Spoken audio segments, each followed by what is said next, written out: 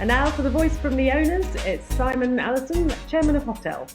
So, Catherine, the mood, I would say, is among owners is stoicism. Not too much panic, Okay, not Simon. too much desperation as yet. It is interesting. Why no panic? I mean, owners are the bottom of the food chain in terms of cash distribution.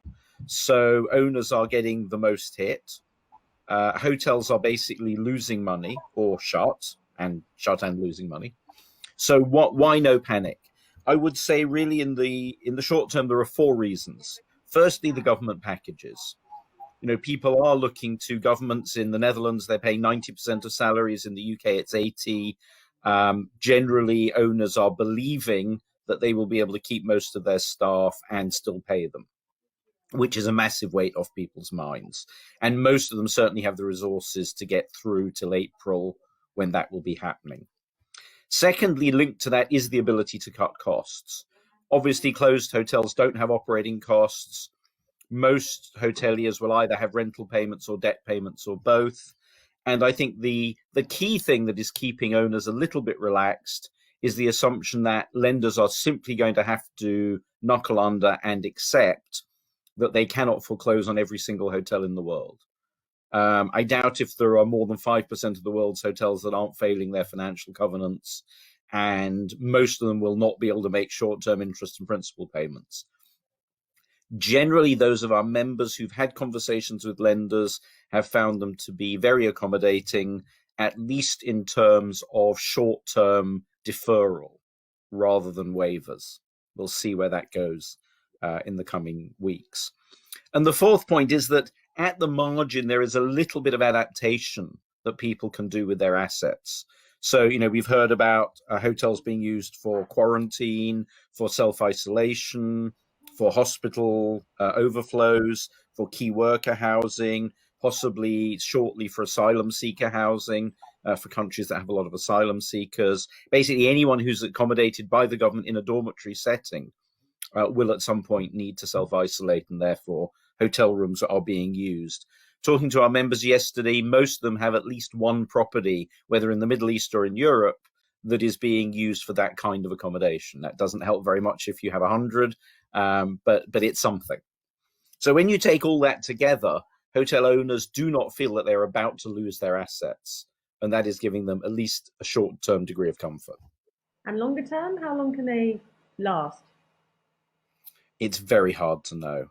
Without government assistance or lender waivers, some of them will be. I mean, our owners are generally pretty advanced and pretty forward thinking, but even some of those have said, "Look, I've got cash for 2 or 3 months, and then I'm stuck."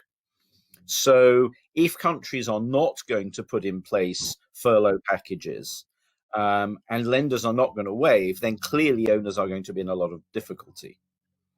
But I think the general assumption is that scenario is not going to happen.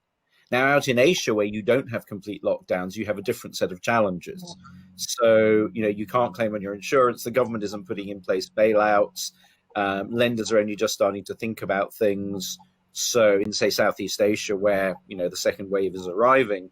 So those guys are actually now behind where the Europeans are in thinking through what the implications will be. But they're going to face probably all the same issues pretty soon. What I would say, and I'm not hearing it discussed very much, and I think it is important for the recovery, is that there clearly has to be a change in the risk perception of this sector. And that will apply both to lenders and to equity investors. So to get lenders to put money into hotels at this point is going to be trickier, I think.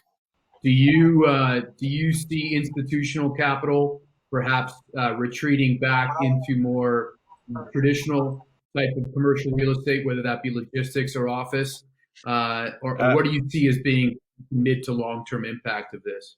I mean, we've always joked that this is a one-night rental business, and that is made very, very clear by this crisis.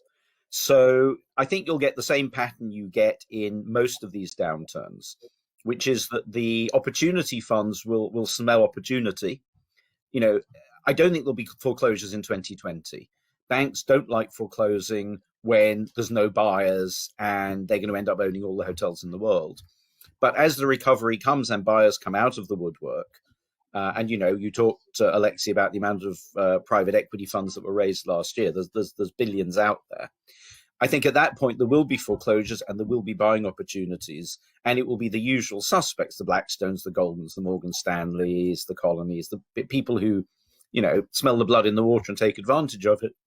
They will be buying, and they are, of course, themselves backed by institutional money. Now, whether the pure institutional investors will relook at this sector in a negative way, I think it's quite likely they will.